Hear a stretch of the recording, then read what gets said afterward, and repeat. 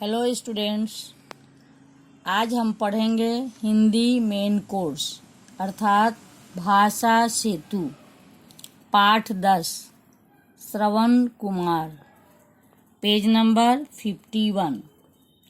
यह कहानी एक बालक की है जिसका नाम श्रवण कुमार है। श्रवण कुमार एक ऐसा बालक था जो अपने माता पिता की सेवा के लिए हमेशा तैयार रहता था। जब कोई बालक अपने माता पिता की बहुत सेवा करता है तो उसकी तुलना लोग श्रवण कुमार से करते हैं। तो चलो बच्चों, अब श्रवण कुमार के बारे में यह कहानी पढ़ते हैं। पुराने समय की बात है। श्रवण कुमार नाम का एक बालक था। उसके माता पिता अंधे थे। वह अपने माता पिता की बहुत सेवा करता था। वे भी अपने बेटे से बहुत प्रसन्न रहते थे। तो श्रवण कुमार एक लड़का है जिसके माता पिता कैसे थे? अंधे थे। वो अपनी माता पिता की बहुत सेवा करता था और स्वाभाविक है, जब माता पिता की बहुत सेवा करेगा तो माता पिता भी अपने बच्चे से उतने ही प्रसन्न रहेंगे। तो वे भी अपने बेटे से बहुत प्रसन्न रहते थे, मतलब खुश रहते थे। एक बार श्रवण के माता पिता की तीर्थ यात्रा करने की इच्छा हुई। उन्होंने अपने मन की बात पुत्र से कही। पुत्र ने उनकी बात सहर्ष मान ली। उस समय आने जाने के साधन आजकल जैसे नहीं थे। लोग तीर्थ यात्रा के लिए पैदल ही जाया करते थे। श्रवण कुमार ने एक कांवड़ तैयार की। इसमें एक ओर अपने पिता को तथा दूसरी ओर अपनी माता को बैठाया। वह कांवड़ को अपने कंधे पर रखकर तीर्थ यात्रा के लिए चल पड़ा। मतलब एक बार श्रवण कुमार के माता पिता को तीर्थ यात्रा जाने की इच्छा हुई तो उन्होंने अपनी ये बात अपने बेटे श्रवण से कही और श्रवण ने इस बात को बहुत खुशी से मान लिया। और उसके बाद लेकिन उस समय जो था सो आने जाने के लिए कहीं भी आज की तरह साधन नहीं होते थे। आज की तरह कार, बस, ट्रेन ये सब नहीं होते थे। लोग को कहीं जाना होता था तो वो पैदल ही जाते थे। तो तीर्थ यात्रा, लेकिन श्रवण के माता पिता तो अंधे थे तो पैदल वो तीर्थ यात्रा कैसे कर सकते थे। तो इसलिए उनका बेटा जो श्रवण कुमार था उसने क्या किया, एक कांवड़ तैयार किया। कांवड़ क्या होता है? कांवड़ एक ऐसा क्या होता है, बांस का फट्टा होता है जिसको कंधे पर रखकर तथा उसके दोनों सिरों पर बंधी पिटारियों जो होती है उसमें सामान रखकर ढोया जाता है। तो ये देखते होंगे सावन महीने में लोग जब बैद्यनाथ धाम जाते हैं तो इसका प्रयोग करते हैं आजकल।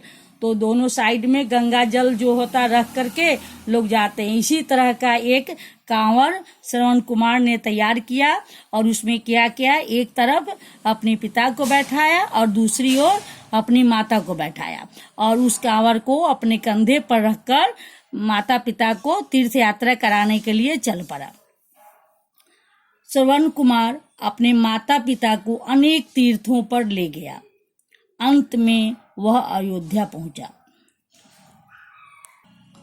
वहां के राजा दशरथ थे। उनका निशाना बहुत अचूक था। वे आवाज सुनकर उस पर बाण चला देते थे। तो सब जगह का तीर्थ यात्रा श्रवण कुमार ने अपने माता पिता को बहुत से तीर्थ यात्रा पर ले गया और अंत में वह कहाँ पहुंचा? अयोध्या पहुंचा, जहाँ के राजा कौन थे? राजा दशरथ थे।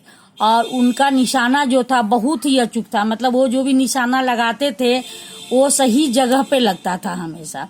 वे किसी की भी आवाज को सुनकर बाण चला देते थे। श्रवण के माता पिता को प्यास लगी। श्रवण ने कांवड़ एक पेड़ के नीचे टिका दी। पास ही सरयू नदी बह रही थी। वह माता पिता के लिए पानी लेने सरयू नदी के किनारे पर गया। श्रवण कुमार ने अपना बर्तन नदी के पानी में डुबोया तो इससे कुछ आवाज हुई। उस समय राजा दशरथ पेड़ों के पीछे छिपे हुए थे। वे हिरण का शिकार करने आए थे। उन्होंने समझा कि कोई हिरण नदी में पानी पी रहा है। उन्होंने उसी आवाज की ओर अपना बाण छोड़ दिया। तो क्या हुआ, श्रवण के माता पिता को प्यास लगी, तो उन्होंने श्रवण कुमार से कहा। तो श्रवण कुमार ने क्या किया, उस कांवर को एक पेड़ के नीचे टिका दी, मतलब एक पेड़ के नीचे रख दिया, और उसके बगल में ही सरजू नदी बह रही थी। तो वह अपने माता पिता के लिए पानी लेने कहाँ चले गए, सरयू नदी के किनारे चले गए। तो श्रवण कुमार जैसे ही बर्तन जो पानी का बर्तन था वो लेने के लिए नदी में डुबोया, तो उससे एक आवाज हुई। तो लेकिन उसी समय आवाज को सुनकर क्या हुआ था, राजा दशरथ पेड़ के पीछे छुपे हुए थे। क्यों छुपे हुए थे, वो हिरण का शिकार करने आए थे। तो आवाज जो हुआ, उस आवाज को सुनकर राजा दशरथ को लगा कि कोई हिरण जो है नदी में पानी पी रहा है। और जैसे ही उनको आवाज सुनाई दी, उन्होंने आवाज को सुनकर उसी ओर क्या किया, बाण छोड़ दिया, बाण जला दिया। बाण सीधा श्रवण की छाती में जाकर लगा। वह चीख उठा। उसकी आवाज सुनकर राजा दशरथ दौड़े आए। मतलब राजा दशरथ का बाण कभी भी, उनका निशाना जो था कभी भी चूकता नहीं था। तो क्या हुआ, जैसे ही निशाना उन्होंने बाण चलाया, तो बाण कहाँ लगा, वो श्रवण कुमार की छाती में जाकर के लग गया। जैसे ही छाती में लगा, वह चीख उठा। किसी को भी लगेगा चोट तो वो तो चीखेगा। तो वह आवाज जब उनको सुनाई दी, तो राजा दशरथ दौड़े हुए आए। कहाँ आए, जहां श्रवण कुमार को बाण लगी थी। घायल श्रवण को देखकर उन्हें अपनी भूल पर बहुत पश्चाताप हुआ। उन्होंने श्रवण कुमार से क्षमा मांगी। घायल श्रवण को जब उन्होंने देखा, तो उनके अपने जो भूल हो गई थी, जिस कारण उसको बाण लग गई थी, इस पर उनको बहुत अफसोस हुआ। और उन्होंने क्या किया, श्रवण कुमार से क्षमा मांगी, माफी मांगी उससे। श्रवण बोला, राजन, आप मेरी चिंता न करें। पास ही एक पेड़ के नीचे मेरे अंधे माता पिता प्यासे बैठे हैं। आप उन्हें पानी पिला आए। यह कहकर श्रवण ने प्राण त्याग दिए। जब राजा दशरथ ने श्रवण से माफी मांगी, तो उन्होंने राजा दशरथ से कहा कि राजा आप मेरी चिंता मत कीजिए। आप क्या कीजिए, पास ही एक पेड़ के नीचे मेरे अंधे माता पिता जो हैं बैठे हैं, जिन्हें बहुत प्यास लगी हुई है, आप उन्हें जाकर के पानी पिला दीजिए। यह कहकर श्रवण ने क्या किया, प्राण त्याग दिया। मतलब श्रवण की मृत्यु हो गई, वो मर गए। सारी बात सुनकर राजा दशरथ को बहुत दुख पहुंचा। वे पानी लेकर श्रवण के माता पिता के पास पहुंचे। दशरथ की आहट से उन्होंने पहचान लिया कि यह उनका पुत्र श्रवण नहीं, कोई और है। तो जब श्रवण ने राजा दशरथ से सारी बात कही, तो यह सुनकर उन्हें बहुत दुख हुआ। लेकिन वो पानी लेकर के श्रवण के माता पिता के पास गए। लेकिन जैसे ही दशरथ के आने की आहट मतलब आवाज हुई, उन्होंने पहचान लिया। श्रवण के माता पिता ने यह पहचान लिया कि यह उनके पुत्र श्रवण के आने की आवाज नहीं है, यह कोई और है, ये कोई दूसरा आदमी आ रहा है। राजा दशरथ ने कांपते स्वर में उन्हें सारी घटना कह सुनाई। पुत्र की मृत्यु का समाचार सुनकर माता पिता बेचैन हो गए।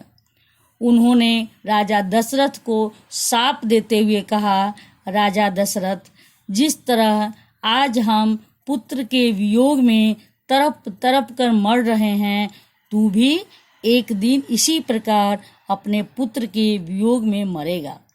तो क्या हुआ, राजा दशरथ उनको पानी पिलाने के लिए पहुंचे, तो उनके आने की आवाज से ही, पैर की आवाज से ही उन्होंने पहचान लिया कि वो उनका बेटा नहीं है, ये कोई दूसरा आदमी है।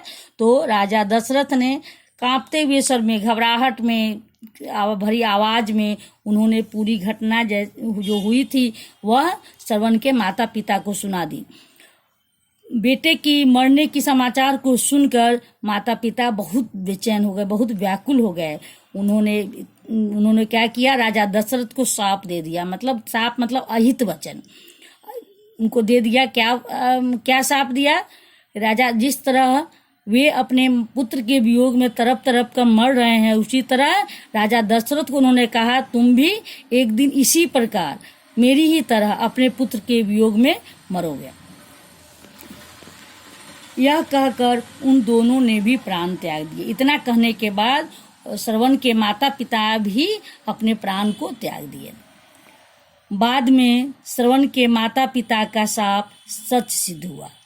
राम के वन जाने के बाद राजा दशरथ ने भी पुत्र के वियोग में अपने प्राण त्यागे थे।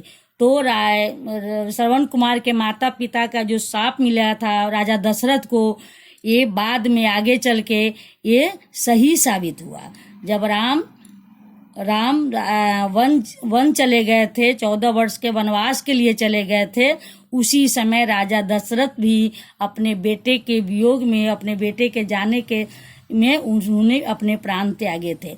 तो इस कहानी से बच्चों हमें क्या शिक्षा मिलती है कि हमें क्या करना चाहिए, हमें भी अपने माता पिता की सेवा श्रवण कुमार की तरह ही करनी चाहिए। अर्थात अपने माता पिता की सेवा के लिए हमेशा तैयार रहना चाहिए। धन्यवाद।